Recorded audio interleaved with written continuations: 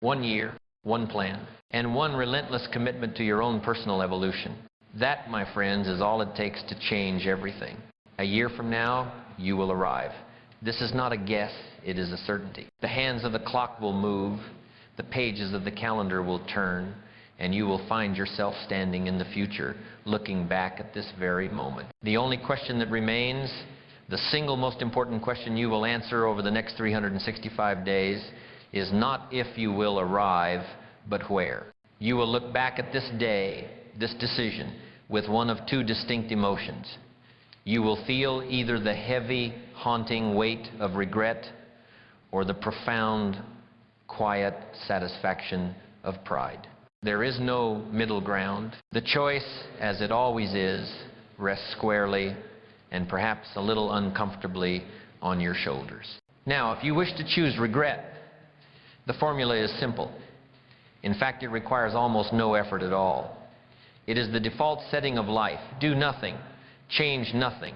Simply allow the subtle, invisible currents of circumstance to guide your ship. Allow the winds of popular opinion, the tides of daily distraction, and the gravity of your old habits to determine your course. If you do this, I can promise you, you will drift into a harbor you did not choose, and you will be left to wonder, how did I end up here?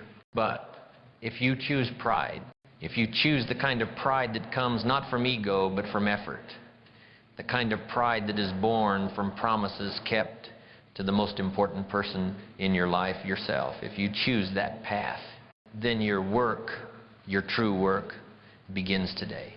Not tomorrow, not next week, not when the conditions are perfect. It begins now, in this moment, with a simple, powerful decision.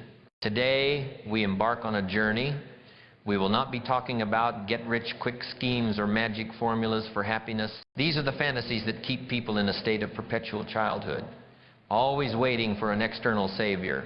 No, today we will talk about something far more real, far more powerful. We will talk about architecture. You are, at this very moment, both the architect and the clay. You are the designer of a magnificent future, and you are also the raw material from which that future must be built. The question is, have you accepted your role as the architect? Or have you been content to remain merely as the clay, passively waiting to be shaped by the random, careless hands of the world? Our purpose here, in our time together, is to awaken the architect within you. We will lay out the blueprint. We will study the foundational principles of a life built not by chance, but by design.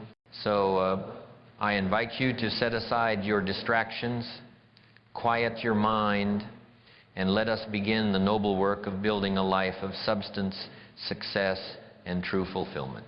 Let us first examine the two paths that lay before you, for you cannot make a wise choice without understanding the nature of what you are choosing between. Let's talk about regret. What is regret? It is more than just a fleeting feeling of sadness or disappointment. Regret is a ghost. It is the ghost of the person you could have become. It is the haunting echo of a potential that was left unexplored, a courage that was left untested, a life that was left unlived. There are two kinds of suffering in life, my friends. There is the pain of discipline, and there's the pain of regret. The pain of discipline is temporary. It weighs ounces. It is the soreness after a workout, the momentary discomfort of saying no to a distraction, the effort of rising an hour early. But the pain of regret, that pain weighs tons. It is permanent.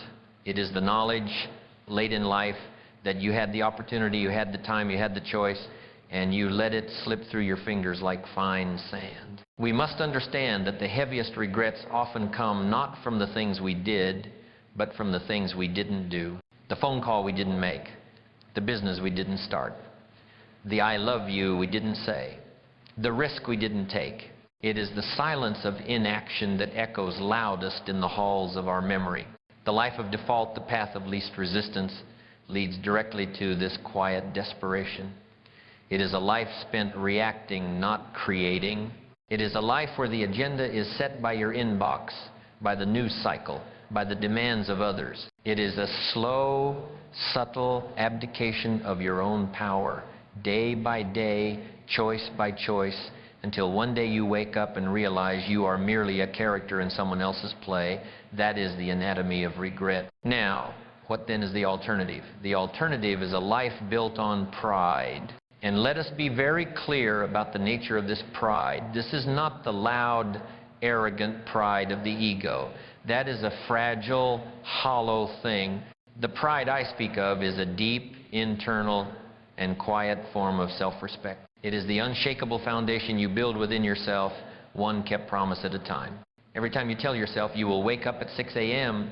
and you do it, you lay a brick. Every time you tell yourself you will read for 30 minutes instead of scrolling on your phone and you do it, you lay a brick. Every time you choose the difficult but necessary conversation over the comfortable silence and you do it, you lay a brick. Each of these small, seemingly insignificant acts of discipline is a deposit into your account of self-worth.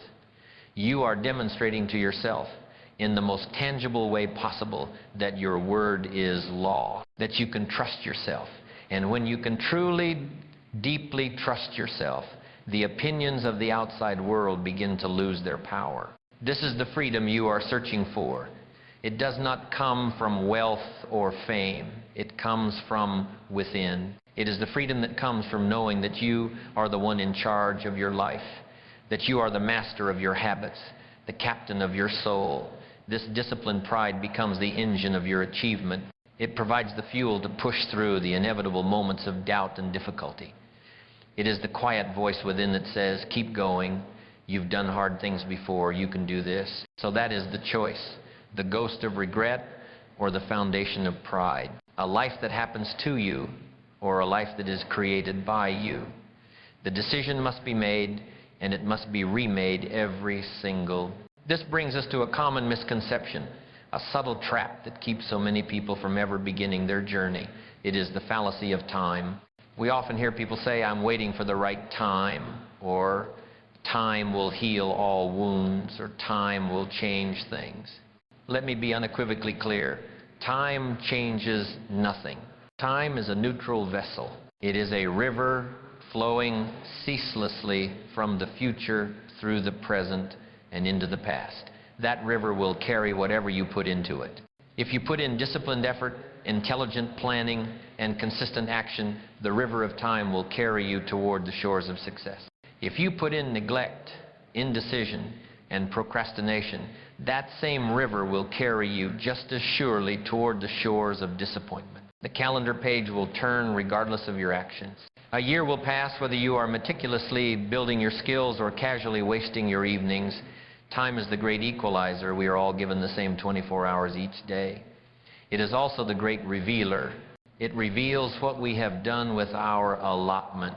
So if time itself is not the agent of change, what is? The agent of change is intention, disciplined, focused intention. To live without intention is to be a leaf in the wind.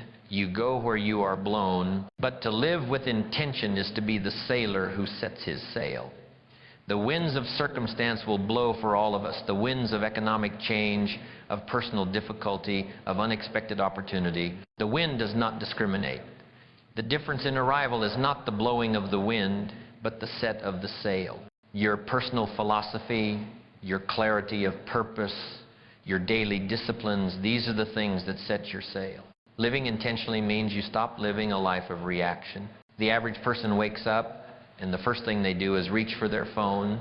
In that single act, they have surrendered the first, most precious hour of their day to the world's agenda. They are reacting to emails, reacting to news, reacting to social media.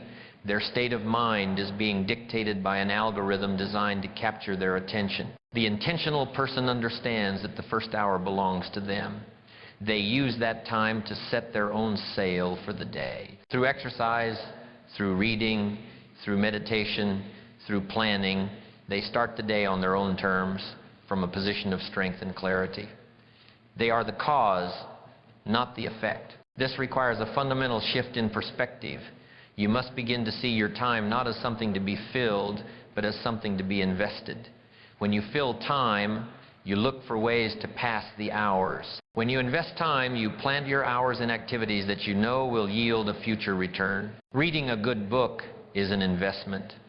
Mindless scrolling is an expense. A deep conversation with a loved one is an investment. Gossip is an expense. A challenging workout is an investment. Hitting the snooze button is an expense. Each day, you are given a fresh portfolio of 1,440 minutes. You are the fund manager. You must decide whether to invest them in the assets of your future self or to squander them on the liabilities of immediate gratification. The cumulative result of these daily investment decisions over the course of 1 year will be staggering.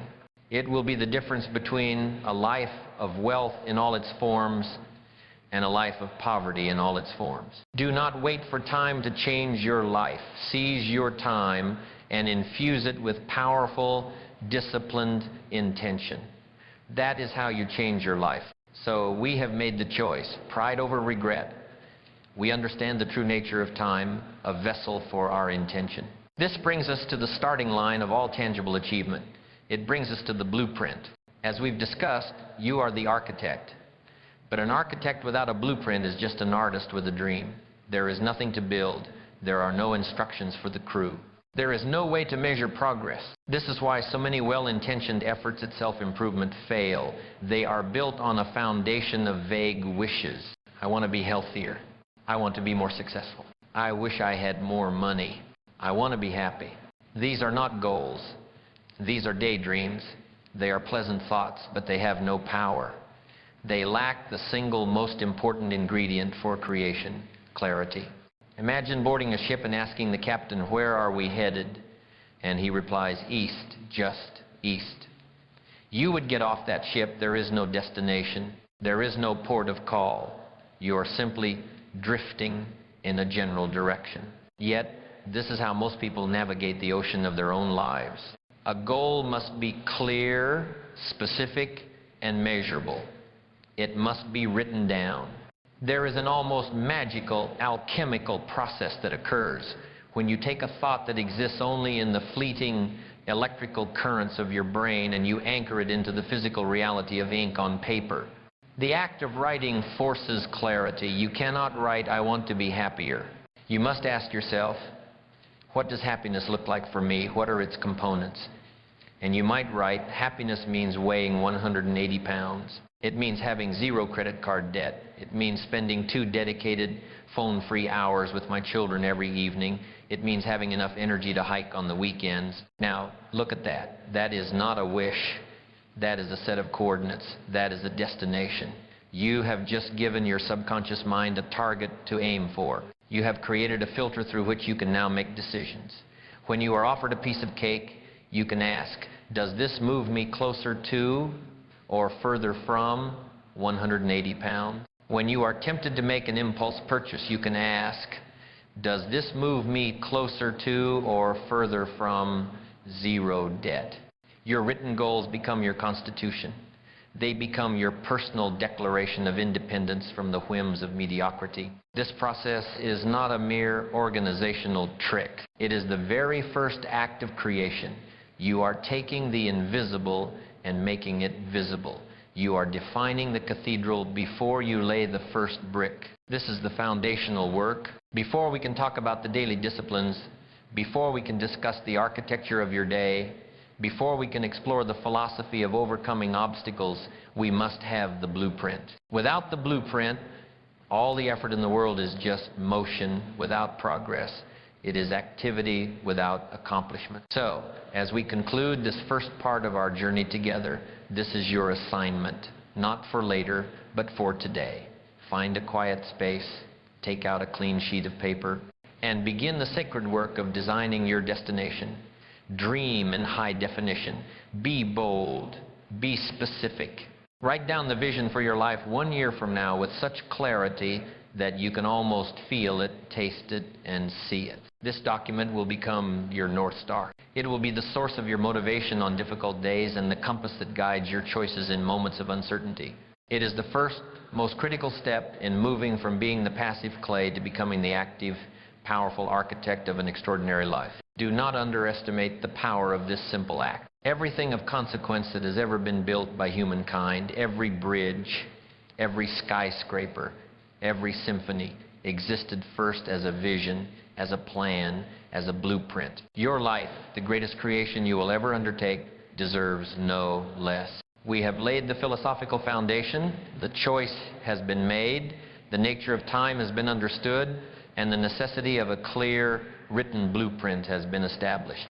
This is the heart of the matter. This is the why behind all the hows we will discuss later. Grasp these principles, and you will have already separated yourself from the vast majority.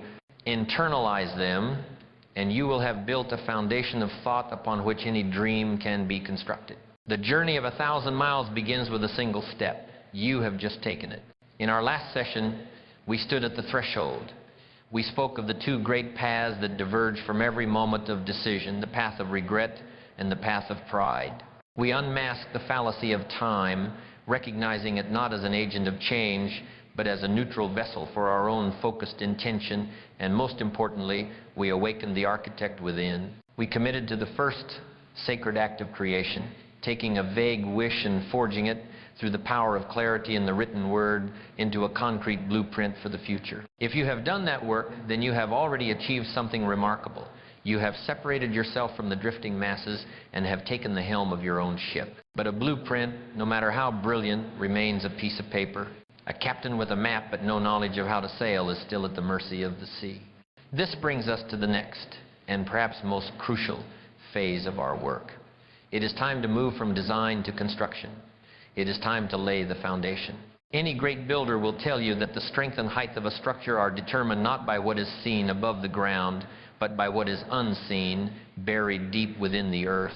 You can build the most beautiful facade, the most elegant spire, but if it is built upon a shallow and unstable foundation, it is not a monument, it is a disaster waiting to happen. The first strong wind, the first tremor of the earth, and it will all come crashing down. The same is true of a life. The foundation of an extraordinary life is not built with external materials, not with money, not with status, not with applause. It is built with internal materials. It is an inner game. And today, we are going to explore the three unshakable cornerstones of this inner foundation. A well-defined destination that pulls you forward, the daily discipline that builds your character, and the humble posture of a lifelong student that ensures your continual growth.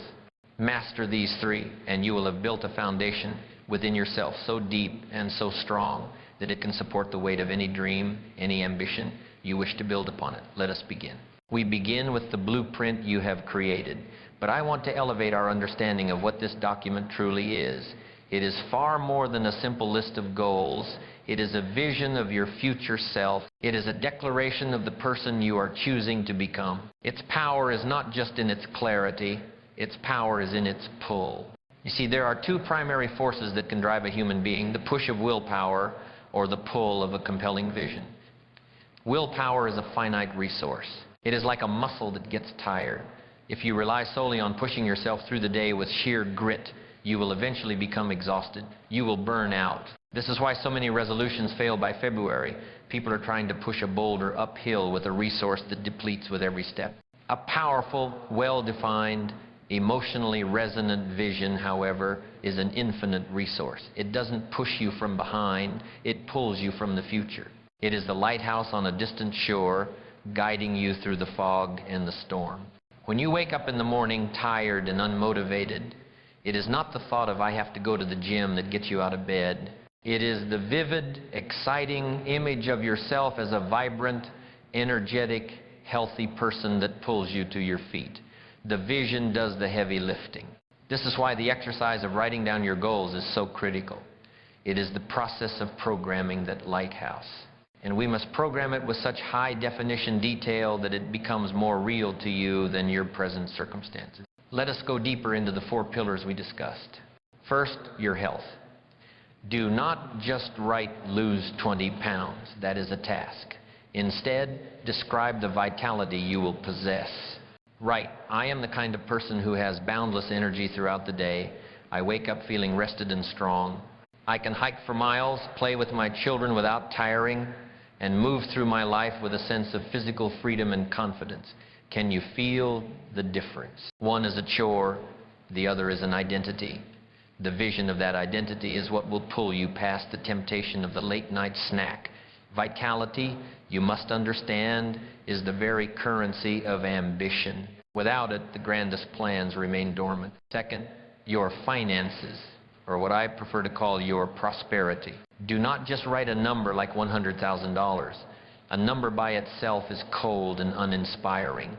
You must define the purpose behind the number. What will that prosperity allow you to do? To be? Perhaps it is.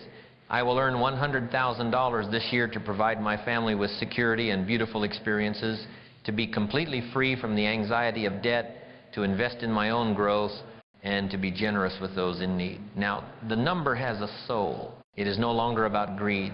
It is about options, freedom, and impact. It is a noble pursuit. That purpose will pull you through the extra hour of work when your willpower wanes. Third, your relationships.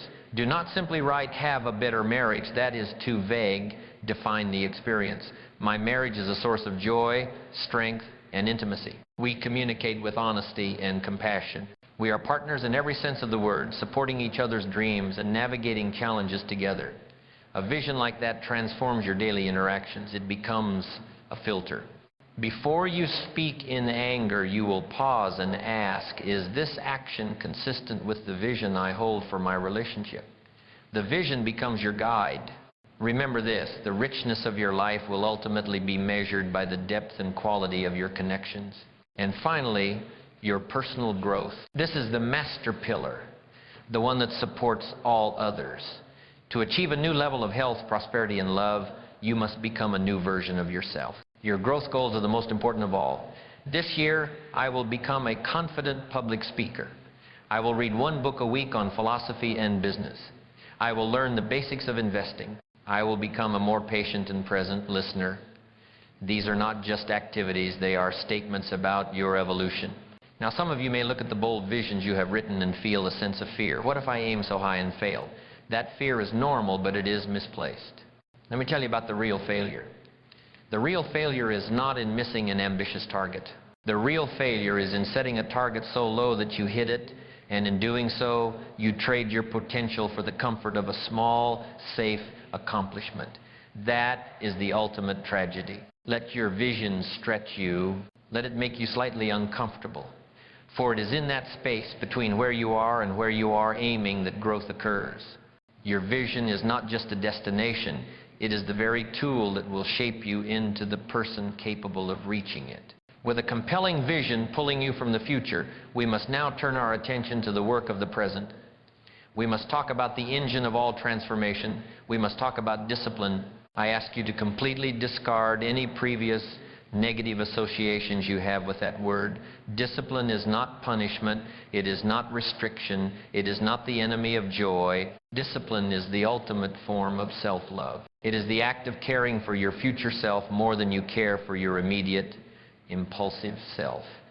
It is the conscious choice to sacrifice the fleeting pleasure of the moment for the profound satisfaction of the future. The person who goes to the gym when they don't feel like it is demonstrating a deep love for the healthy, vibrant person they are becoming. The person who stays in to study or work on their business while others are out socializing is demonstrating a deep love for the prosperous, free person they are building. Discipline, in its essence, is the bridge that connects the person you are today to the person you envision becoming. Without that bridge, your vision remains a fantasy, an island unreachable from your current shore. Now, discipline has two faces. You need to master both. The first face is the discipline of avoidance. This is the discipline of no. It is the strength to say no to the donut in the break room. It is the fortitude to say no to the distraction of your phone. It is the wisdom to say no to the toxic influence of a negative person. It is the resolve to say no to the seductive voice of your own procrastination.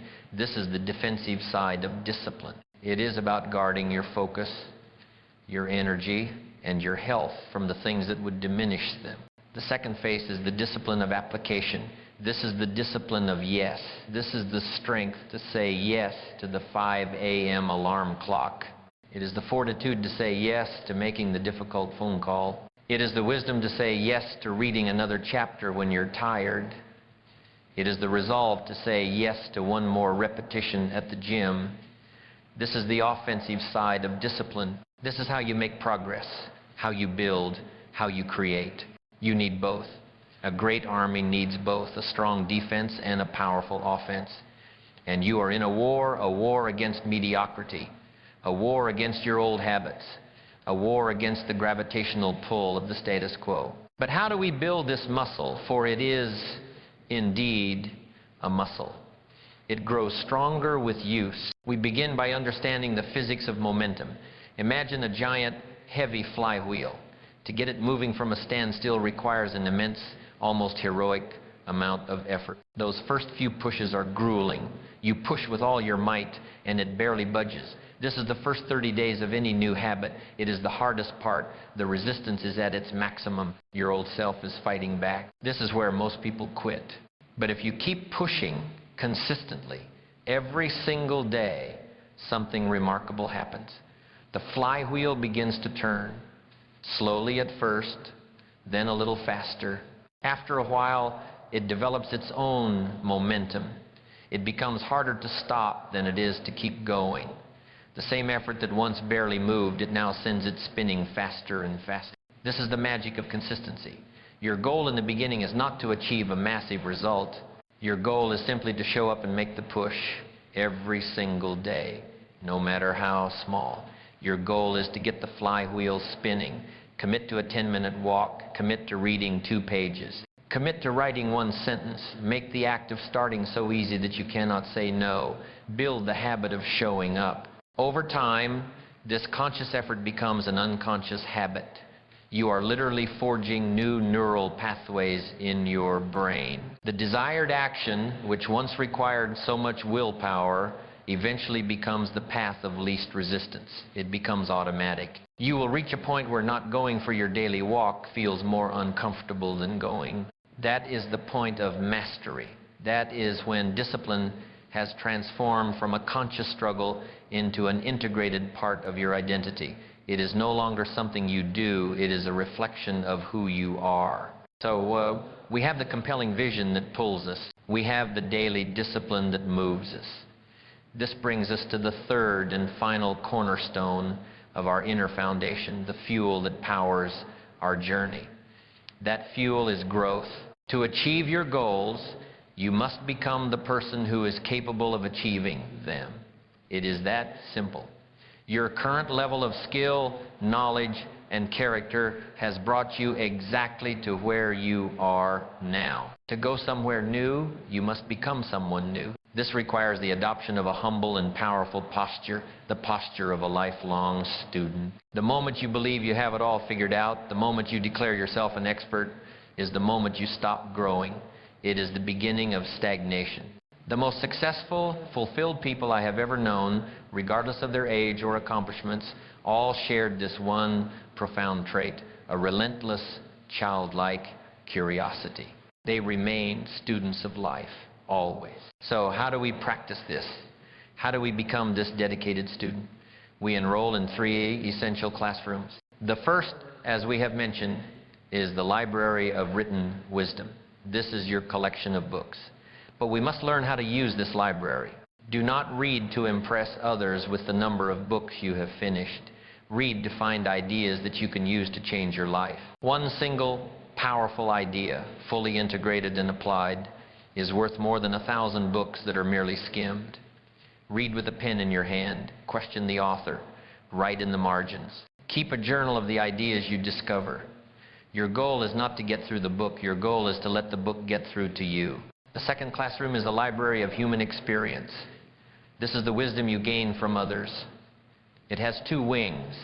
The first wing is association and mentorship. You must be intentional about who you allow to influence you. Seek out people who are further along the path than you are. Study them.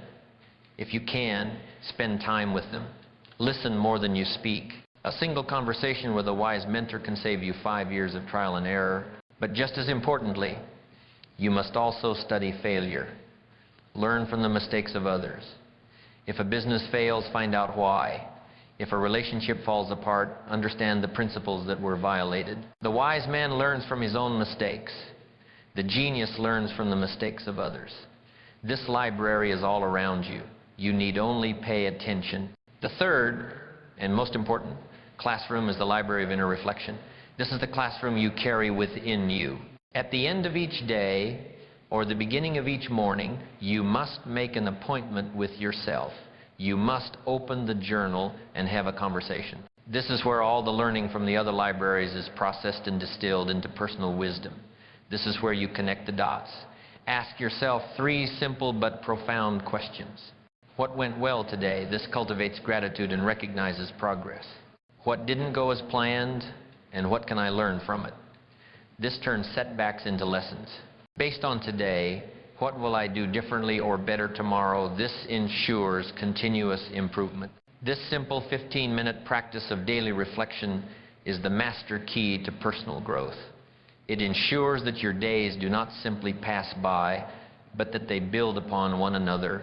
It ensures that you are not just getting older, but that you are getting wiser. This commitment to being a student, to reading, to learning from others, and to reflecting on your own experience is what transforms you from the inside out. It is how you become the person who is worthy of the extraordinary vision you have designed for yourself. And so, there we have it, the 3 unshakable cornerstones of our foundation. A vision so powerful it pulls you, a discipline so consistent it becomes your identity, and a curiosity so profound it ensures you never stop growing. This is the inner game. This is the work that no one else sees.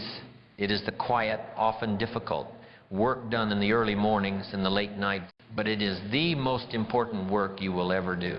For with this foundation firmly in place, you are no longer building on sand, you are building on solid rock. You are now prepared to construct the external framework of your life, which we will discuss in our next session. You are ready for the outer game. We're about halfway through our blueprint, and we've laid the crucial foundation. A clear destination, the discipline of daily practice, and a commitment to becoming a student of life. These are the internal pillars. If you are finding value in this philosophy, if these ideas are resonating with you, and you are ready to continue building the framework of your extraordinary life, I would be honored if you would take a moment to subscribe to this channel. Our goal here is not just to share information, but to build a community of individuals committed to growth and mastery. By subscribing, you ensure you won't miss the next chapters in this journey. All right, let's get back to work. We have the foundation. Now it's time to build the framework. In our previous session, we did the profound and quiet work of the inner world. We forged a foundation. We took the ethereal substance of a dream and gave it the form of a clear vision. We examined the nature of discipline, reframing it not as punishment, but as the highest form of self-love. And we adopted the humble, powerful posture of a lifelong student, committing ourselves to endless growth. That work, the inner game, is the most important you will ever do, for it determines the quality of the person you are becoming. But a foundation, no matter how deep or how strong, is ultimately invisible. It is potential buried beneath the surface. A blueprint, no matter how brilliant, does not provide shelter from the rain. Now, we must begin the visible work. We must take the powerful intention we have cultivated in our inner world and translate it into tangible results in the outer world. It is time to build the framework. It is time to engage in the outer game. This is the phase where philosophy meets practice. It is where your vision is tested against the friction of reality. Many people have beautiful dreams. They have wonderful intentions. But their lives do not reflect these dreams because they have failed to build a framework to support them.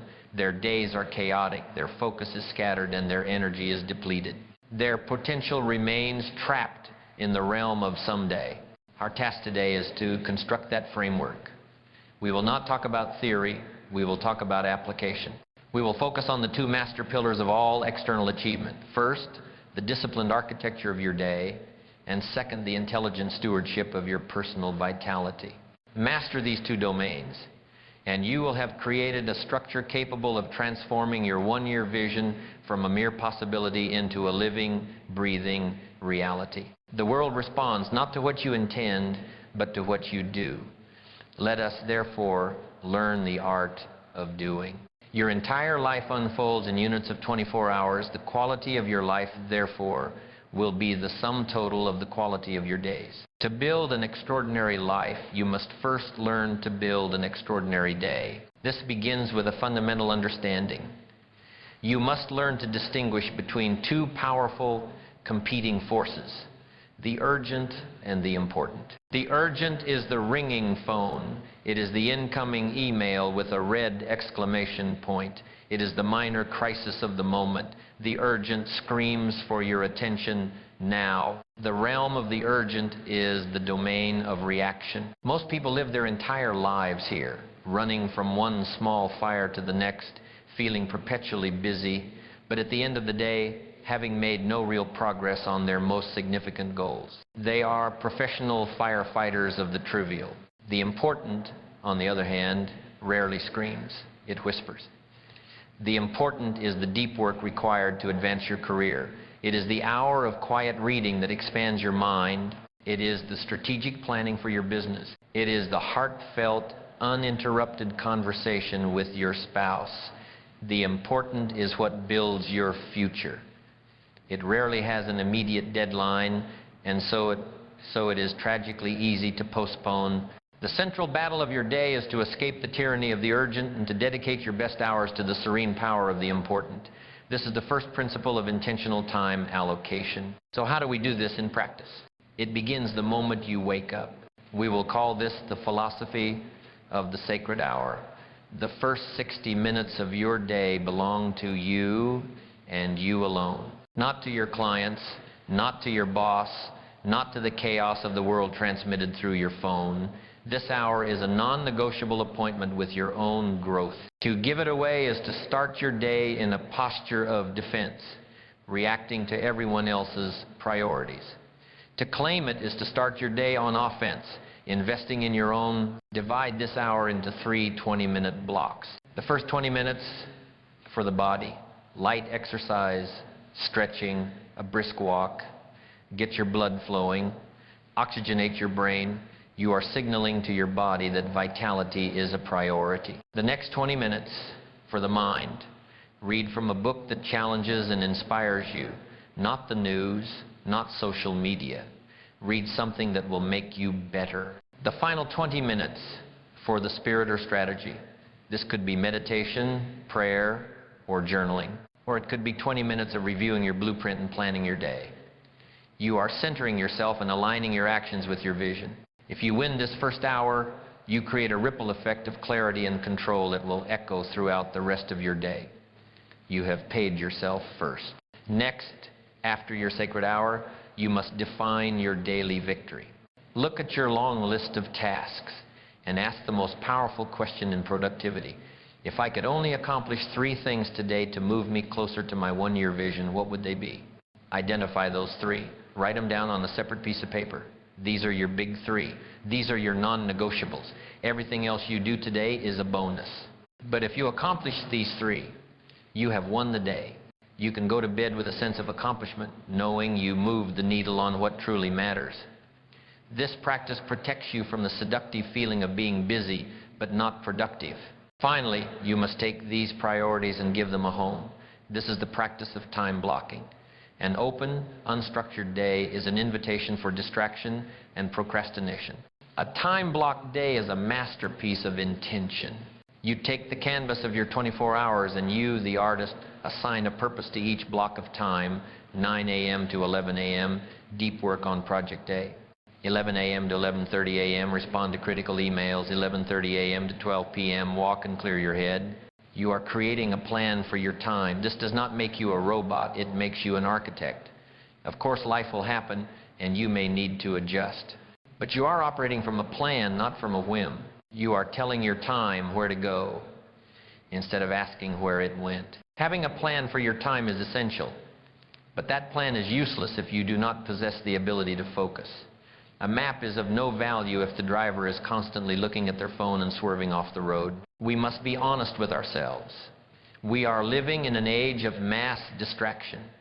There is a war for your attention, and you are the target. Your focus is the most valuable currency you possess, and corporations are spending billions of dollars to mine it from you second by second. If you are to achieve anything of significance, You must build a fortress around your mind. You must cultivate the skill of unbreakable focus. This skill, more than almost any other, will separate you from your competition. To build this fortress, you must first identify the enemies. There are three primary thieves of focus. The first is the digital thief. This is the most obvious and the most addictive. The notifications, the endless scrolls, the constant pings. These tools are engineered by brilliant minds to create a dopamine-driven feedback loop that is highly addictive. To combat this thief, you must be ruthless. It is not enough to put your phone on silent. You must create physical and digital distance. When you are engaged in deep, important work, put your phone in another room. Use software to block distracting websites.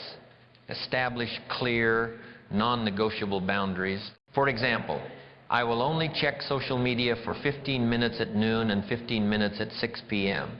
You are replacing mindless, reactive consumption with mindful, scheduled engagement. You are reclaiming your sovereignty. The second is the environmental thief. This is the clutter on your desk, the noise in your background, the constant interruptions from colleagues or family. Your outer world reflects your inner world. A cluttered workspace leads to a cluttered mind. Your primary workspace should be treated as a sanctuary of focus. Keep it clean, keep it organized, have only what is essential for the task at hand, and you must learn to communicate your need for focus. It is not rude to close your door. It is not rude to politely tell a colleague, I am in a deep focus block right now, can we connect in an hour? It is an act of professionalism. You are protecting the asset that produces your best work. The third, and most insidious, is the internal thief. This is the enemy within. This is your own mind, jumping from a worry about the future to a rumination on the past, to a sudden urge to check the weather. This is the habit of multitasking, which is a myth. The brain cannot focus on two cognitive tasks at once. It simply switches rapidly between them, and each switch costs you time and mental energy, leading to shallow, error-prone work. To combat the internal thief, you must train your mind. Practice single tasking. Choose one task and give it your complete, undivided attention for a set period. When your mind wanders, and it will gently and firmly guide it back to the task at hand. This is a workout for your brain. Each time you bring your focus back, you are strengthening your attention muscle. Also, keep a distraction pad next to you. When an unrelated thought or worry pops into your head, write it down on the pad to be dealt with later. This acknowledges the thought without allowing it to derail your focus. Building this fortress of focus is not a one-time act, it is a daily practice. But the rewards are immense. The ability to do deep work, to focus without distraction on a cognitively demanding task is what produces excellence. It is what creates real value. It is what will allow you to accomplish in 2 focused hours what takes the distracted person an entire day. We have built a plan for our time. We have built a fortress for our focus. Now, we must power the entire operation. We must talk about the engine. We must talk about vitality. I want you to stop thinking about your health as just another item on your to-do list, or as something you only pay attention to when you get sick. I want you to start thinking of yourself as a high-performance individual and your body as the incredible engine that powers your life. Your energy, not your time, is your most precious resource. You can have all the time in the world, but if you wake up with no energy, your day is already lost. The management of your personal energy is a critical skill for high achievers. It allows you to show up day after day with the drive, the clarity, and the resilience to execute your plans. This engine of vitality is powered by 4 pistons, and all 4 must be firing in harmony. The first piston is fuel. This is your nutrition and hydration. It is a simple, non-negotiable law. You cannot expect to feel like $1 million if you eat from the dollar menu. The food you eat is not just calories, it is information. It tells your body and brain how to perform. Are you giving it the information of high performance with whole foods, lean proteins, vegetables, and fruits? Or are you giving it the information of sluggishness and brain fog with processed sugars, heavy starches, and artificial ingredients. You are the architect of your own biology. And be sure to lubricate the engine. Most fatigue is simply a symptom of dehydration. Make water your primary beverage. The second piston is movement. Your body was not designed for a sedentary existence. It was designed for motion. A body at rest tends to stay at rest. A body in motion tends to stay in motion. Exercise is not a punishment for what you ate. It is a celebration of what your body can do. More than that, it is a powerful energy generator. Physical movement creates emotional motion. If you are feeling stuck, tired, or uninspired, one of the fastest ways to change your state is to change your physiology. Go for a brisk walk, do some push-ups. The physical activity will not just energize your body, it will clear your mind and elevate your mood. The third piston is recovery. This is the piston that our modern hustle culture has almost completely forgotten, and it is why so many people burn out. An engine that is always running in the red will eventually break down. Strategic recovery is not a sign of weakness. It is a requirement for sustained peak performance. This means, first and foremost, prioritizing sleep. 7 to 9 hours of quality sleep is not a luxury. It is a non-negotiable biological mandate for memory consolidation, muscle repair, and mental restoration. But recovery also means building strategic pauses into your day. The human body is designed to pulse, to oscillate between periods of intense effort and periods of rest. Work in focused 90-minute blocks, and then take a 10-minute break to walk, stretch, and disconnect. A world-class sprinter does not run for 8 hours straight. They sprint, then they recover. You must do the same. The fourth and final piston is your spirit. This is the most personal and often the most neglected source of your energy. This is your connection to your purpose, to your why. What recharges your soul? For some, it is quiet meditation or prayer.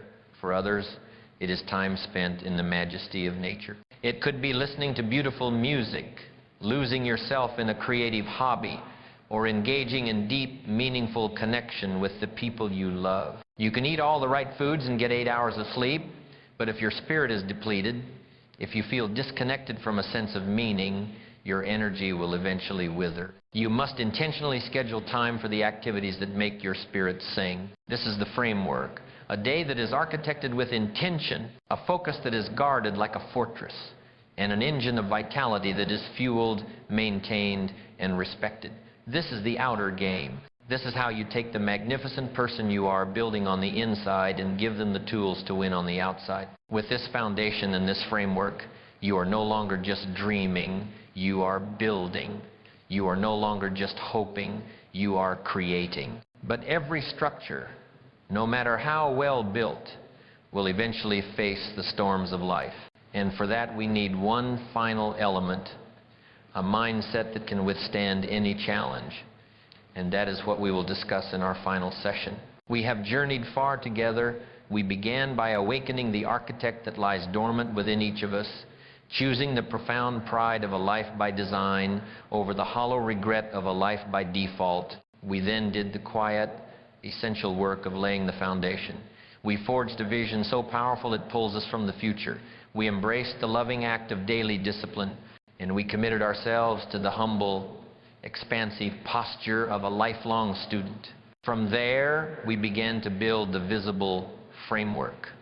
We learned to become the masters of our days, escaping the tyranny of the urgent to focus on the power of the important. We learned to build a fortress around our focus and to fuel our entire enterprise with the intelligent stewardship of our vitality. We now have a blueprint. We have a foundation. We have a framework. We have, for all intents and purposes, a structure. But any structure, no matter how well conceived or well built, will eventually be tested. The storms of life do not discriminate. The winds of adversity, the rains of disappointment, and the tremors of unexpected change will come for us all. They are not a possibility, they are an inevitability. This brings us to our final and most defining work. It is not enough to build a beautiful structure. We must ensure it can endure. We must install the mindset that allows our creation not merely to survive the storms, but to be strengthened by them. This is the final piece of the architecture. This is the mindset for mastery. It is composed of two powerful symbiotic philosophies. First, the alchemy of adversity, the ability to turn obstacles into opportunities. And second, the profound patience of the farmer, the wisdom to embrace the perspective of the long game. Internalize these two mindsets, and you will have done more than just build a structure for 1 year of success.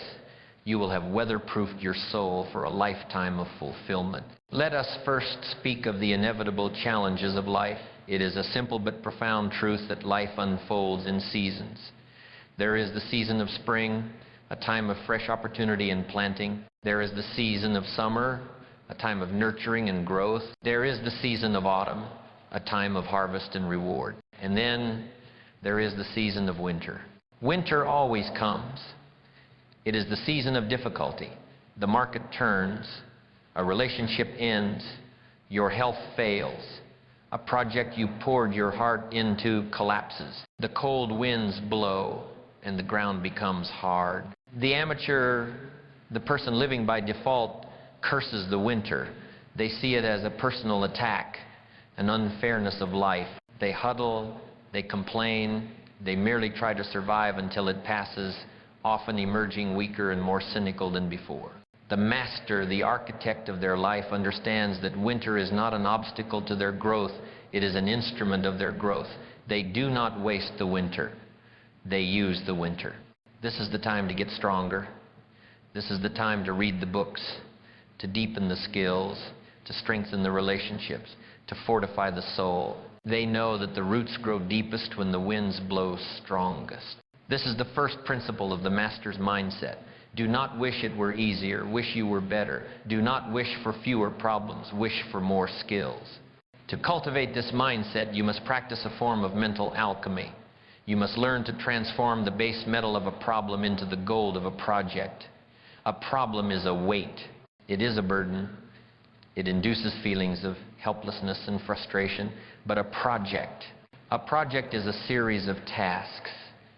It is a puzzle to be solved. It implies agency and control. The next time you are faced with a significant challenge, I want you to perform this simple linguistic shift. Instead of saying, I have a huge problem, I want you to pause, take a breath, and say, this is my new project. What is the first, smallest, most immediate step I can take? This shift from the language of victimhood to the language of creation is the beginning of all personal power. Within this framework, you must also redefine your relationship with failure. Our culture has taught us to fear and avoid failure at all costs. This is a catastrophic error in thinking. Failure is not the opposite of success. It is an essential component of it. Failure, when properly understood, brings you two indispensable gifts. The first gift is the gift of the lesson. Failure is simply data. It is the universe providing you with direct, unambiguous feedback, telling you, not this way. It is not a judgment on your character or your worth. It is a signpost pointing you toward a different path. The inventor who tries 99 times and fails is not a failure. They are a scientist who has successfully discovered 99 ways that do not work. They are now 99 steps closer to the one way that will. A sculptor creates a masterpiece not by adding clay, but by chipping away all the stone that is not the masterpiece. Failure is your chisel. It chips away your ignorance, your flawed assumptions, and your ineffective strategies, revealing the success that lies beneath. The second, more profound gift is the gift of strength. This is the gift of resilience. You do not develop strength by lifting feathers. You develop strength by lifting heavy weights. Challenges and setbacks are the heavy weights for your soul. Each time you are knocked down by adversity and you find the fortitude to get back up, you are not the same person who fell. You are stronger.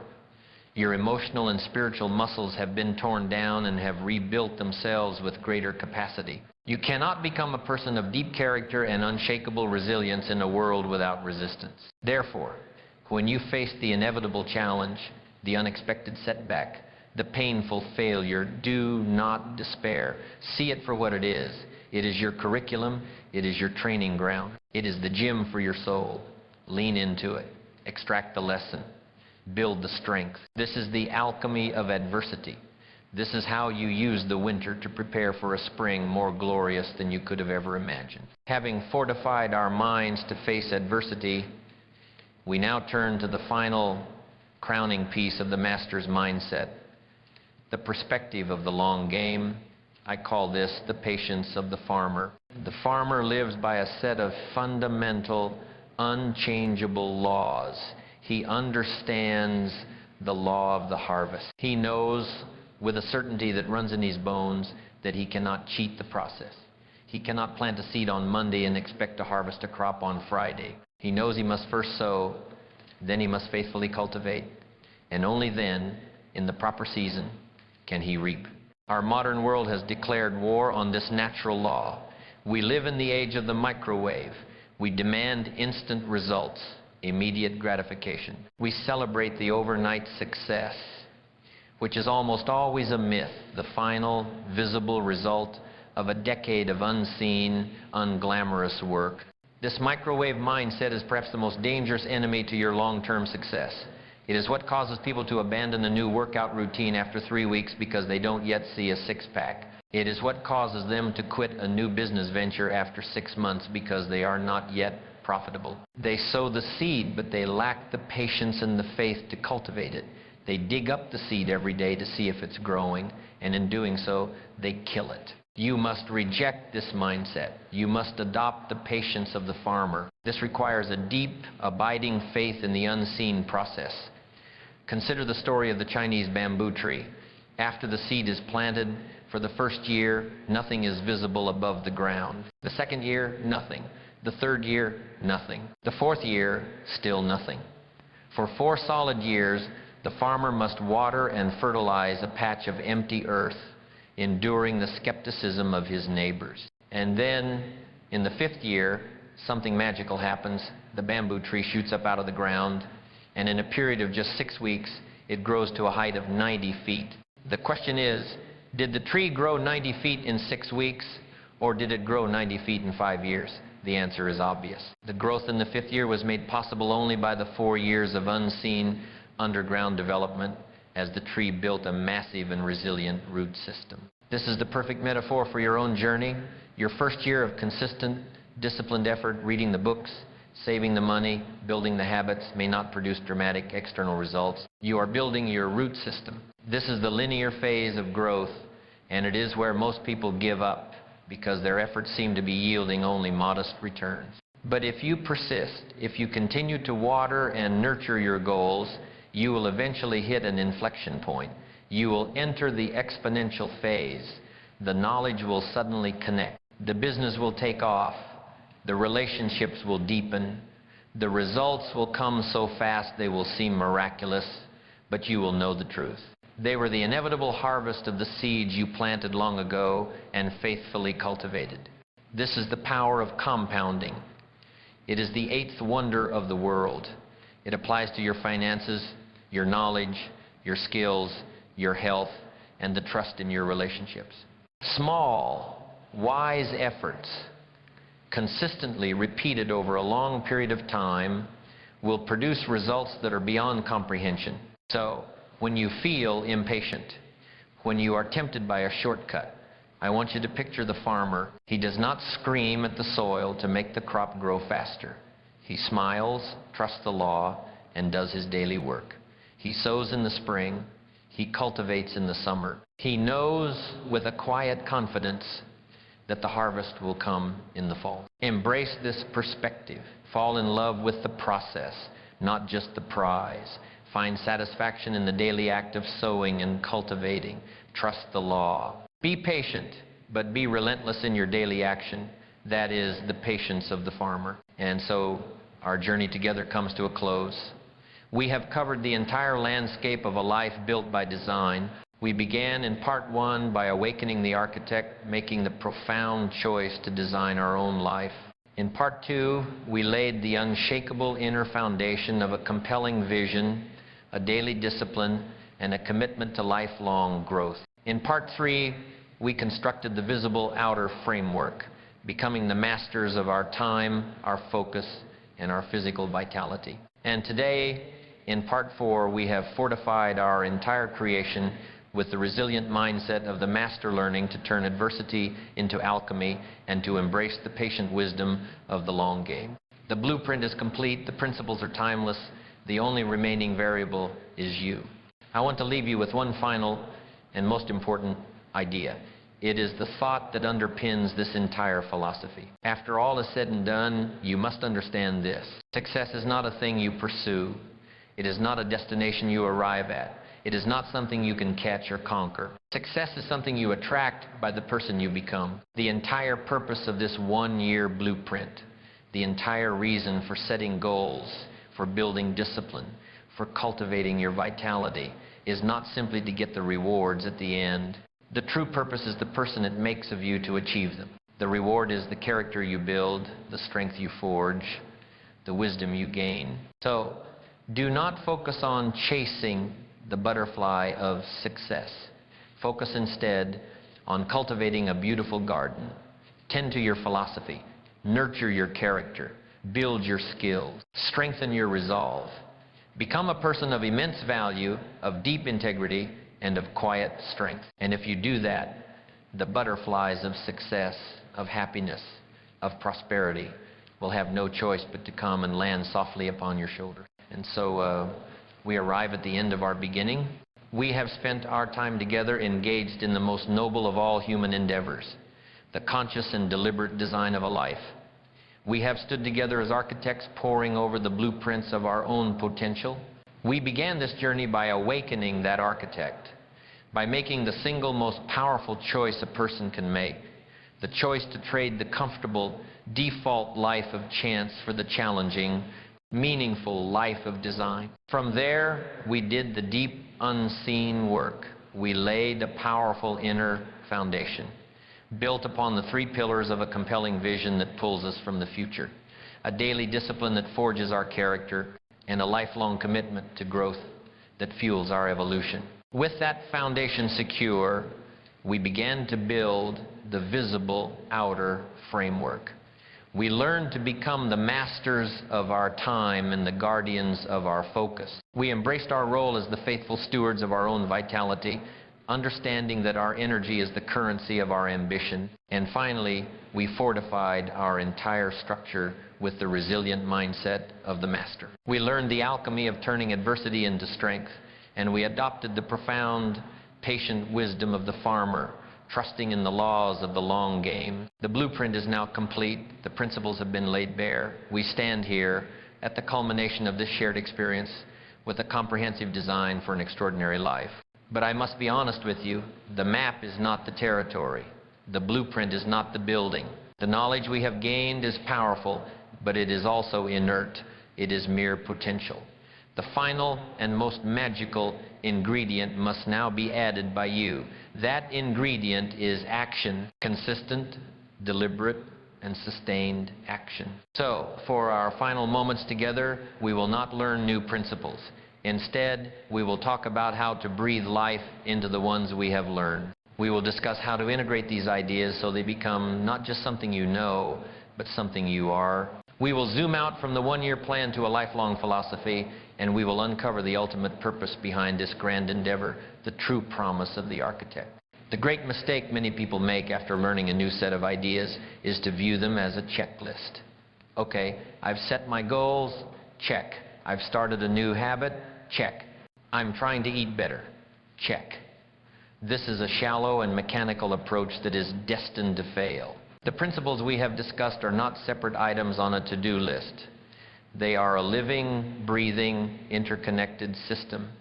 They are like the instruments in a symphony orchestra. Each one is capable of producing a sound on its own, but it is only when they play in harmony, under the direction of a skilled conductor, that they create magic. Let us consider this symphony. Your vision is the composer. It is the original score, the grand theme that gives meaning and direction to the entire piece. Without the vision, the instruments are just making noise. Your discipline is the conductor. It is the focused will that ensures each instrument plays its part at the proper time with the proper intensity. It keeps the rhythm and brings the composer's vision to life. And what are the instruments? They are all the other principles. Consider the relationship between your vitality and your discipline. When you honor your commitment to your physical health, the fuel you consume, the movement you practice, the recovery you prioritize, you are not just improving your body, you are directly fueling your capacity for discipline. It is infinitely easier to make the difficult choice to resist temptation, to do the hard work, when your mind is clear and your body is brimming with energy. A depleted body leads to depleted willpower. They are inextricably linked. Your vitality serves your discipline. Now, consider your discipline and your focus. Each time you exercise the discipline of saying no to a distraction, you are strengthening your attention muscle. Each time you exercise the discipline of yes, forcing yourself to engage in a block of deep work, you are training your brain to sustain concentration. Your discipline builds your fortress of focus. And what of your focus and your growth? When you can focus deeply, your capacity for learning skyrockets. You are able to absorb and integrate the wisdom from the books you read and the mentors you study with far greater efficiency. A scattered mind cannot learn. A focused mind becomes a sponge for knowledge. Your focus serves your growth. And your growth, as you grow, as you become wiser and more skilled, what happens? Your belief in what is possible for you expands. You begin to set bigger, bolder goals. You refine and elevate your vision. Your growth serves your vision. Do you see the symphony? It is a magnificent upward spiral. Better health leads to stronger discipline. Stronger discipline leads to deeper focus. Deeper focus leads to faster growth. Faster growth leads to a bolder vision. And a bolder vision inspires you to take even better care of your health. This is the flywheel effect on a grand scale. At first, it takes effort to get each piece moving. But once it starts spinning, it creates its own momentum. Your success in one area of your life begins to bleed over and fuel your success in all the other areas. This is why you must abandon the checklist mentality and adopt an integrated, holistic approach. Do not ask, which one of these things should I do? Ask, how can I create a system where each part supports all the others? When you begin to live this way, your life is no longer a series of disconnected efforts. It becomes a single, powerful, harmonious work of art, gaining momentum with each passing day.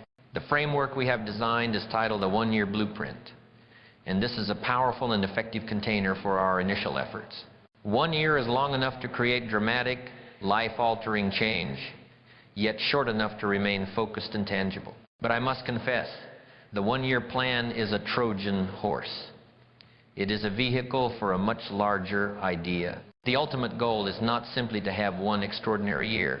The goal is to use this 1 year as a crucible, as a training ground, as a personal laboratory, to forge something far more valuable and enduring. The goal is to build your personal philosophy. What is a philosophy?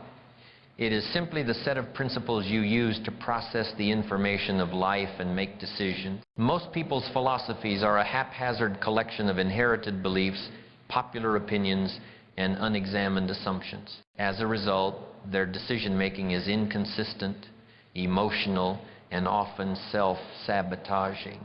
The architect does not leave this to chance. The architect deliberately designs their own philosophy. The principles we have discussed, vision, discipline, growth, resilience, patience, integrity, vitality, these are not just strategies for a single year. These are the building blocks of a powerful and effective philosophy for living. This year is your training camp. This year, you are not just losing 20 pounds, you are forging the philosophy that health is the foundation of life.